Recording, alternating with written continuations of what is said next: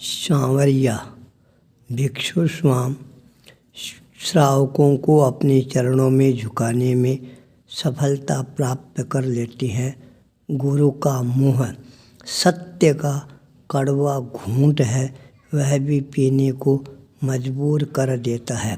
श्रावक समाज का एक शब्द उनके कानों में गुंजायमान बना हुआ रहता है।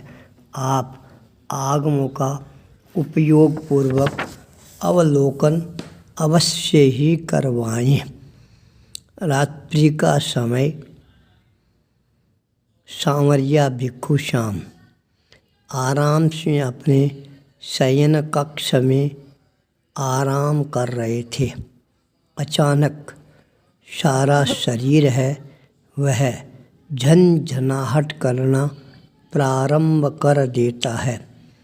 सारा शरीर कंपायमान होना प्रारंभ हो जाता है। सारा शरीर आग की भट्टी की तरह जलता हुआ नजर आना प्रारंभ हो जाता है। सांवरिया भिक्षु ने सोचा, क्या बात है, अभी मेरे शरीर के अंदर इतना तापमान क्यों बढ़ा है। बाहर न कोई हवा चल रही है, न कोई बरसात है। अनायास यह बुखार का प्रकोप है क्यों मेरे शरीर पर उत्पन्न हुआ है। अंतर्दृष्टि है वह खुलने प्रारंभ होती है। श्रावक समाज का निवेदन गुंजायमान होना प्रारंभ हो जाता है। हमें आप पर पूर्ण भरोसा है। आप आगमों का एक बार सिंहावलोकन करके सत्य का प्रकटीकरण है अवश्य ही करके ही रहेंगे। अंतर्दृष्टि जागृत होती है। अरे मैंने क्या कर दिया।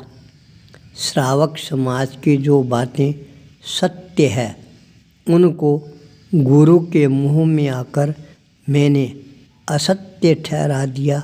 यह जघन्य पाप है मैंने किया है। आगम के विरुद्ध मैंने परुपणा कर दी है। क्या इस समय यदि मेरे जीवन का अंतिम क्षण आ जाए, क्या मेरे को मेरे गुरु है वो दुर्गति नरक में जाते हुए बचा सकते हैं। तत्काल भीतर से आवाज़ आती है, नहीं, कदापि नहीं। तेरे किए हुए कर्म हैं वो ही तेरे को बचा सकते हैं। तत्काल एक नई चेतना की स्फुरना होने प्रारंभ हो जाती है। श्रावक समाज का वह दृश्य आँखों के सामने तैरना प्रारंभ कर देता है। हा, मैंने क्या कर दिया। सत्य की कड़वी घूंट को भी गुरु के मुंह में आकर मैंने पी ली। धिक्कार है मेरी आत्मा को। क्या मैंने इसलिए अपना घर परिवार कंटालिया गांव है वह छोड़ा था क्या। दीपा माँ ने मेरे को अंतिम समय में यह एक आशीर्वाद प्रदान किया था, भीखण, सत्य के मार्ग पर आगे बढ़ते रहना, सत्य का प्रकटीकरण है वह करते रहना, जीवन के लक्ष्य को प्राप्त करके रहना। क्या दीपा माँ के आशीर्वाद को भी मैंने भुला दिया। केवल एक मात्र गुरु के मोह के कारण अंतर चेतना में अपने आप एक अंतर्द्वंद है वह पैदा होना प्रारंभ हो जाता है।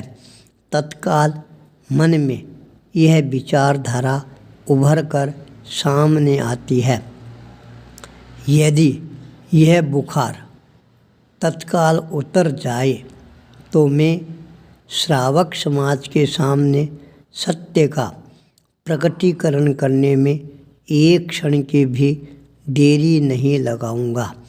आत्मबल, आत्मशक्ति की जागरणा जब भीतर में होने प्रारंभ होती है और एक नया विस्फोट है वह अपने आप ही अंतःकरण में होना प्रारंभ हो जाता है, जिसका प्रभाव इतना स्पष्ट और साफ नज़र आना प्रारंभ हो जाता है। बुखार जिधर से आई थी उधर से कब पलायन कर जाती है पता ही नहीं लगता है। सारा शरीर जो कंपा रहा था वह बिल्कुल शांत हो जाता है। शरीर की छटपटाहट है वह बिल्कुल शांत हो जाती है। शरीर का तापमान है वह बिल्कुल लेवल के अंदर आ जाता है, मानो बुखार है वह कभी आई ही नहीं हो। एक बुखार अंतःकरण की चेतना को झकझोर देकर जागृत करने वाली बन जाती है।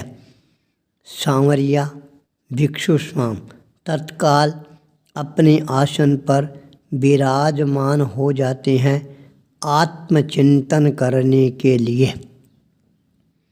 सांवरिया भिक्षु श्याम जब आत्मचिंतन के अंदर अपने आप को अग्रसर करना प्रारंभ कर देती हैं तब अपने आप ही श्रावक समाज की एक एक बात है वह सामने आनी प्रारंभ हो जाती है।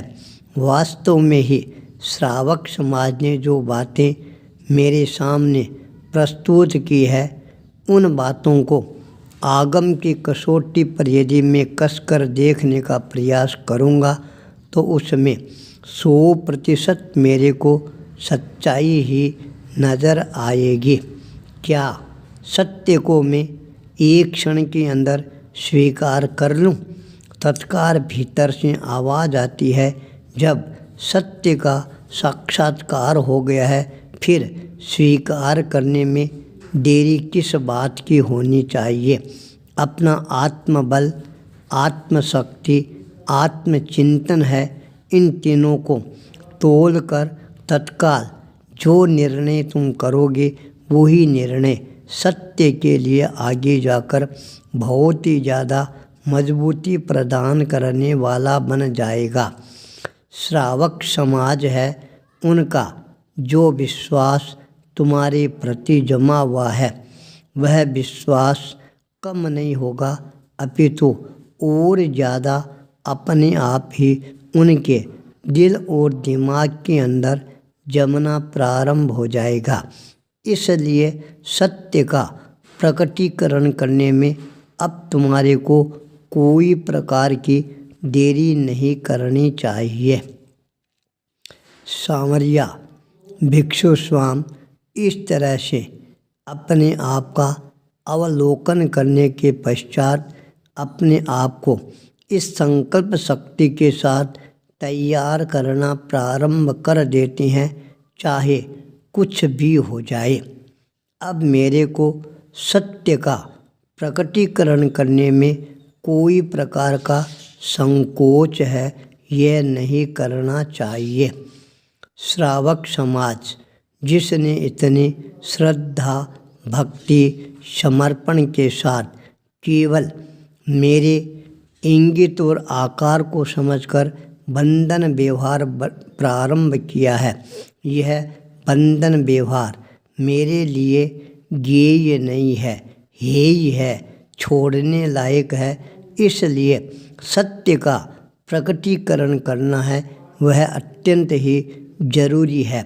सांवरिया भिक्षु श्याम इस तरह से आत्मचिंतन करते करते इंतज़ार करना प्रारंभ कर देते हैं कब प्रातः काल का सूर्योदय हो और मैं श्रावक समाज के सामने इस सत्य का प्रकटीकरण करके सत्य के पथ पर अपने आप को गतिशील बनाने के लिए अपने संकल्प बल को मजबूती के साथ प्रस्तुत करने का प्रयास करूं। इंतज़ार सूर्योदय का।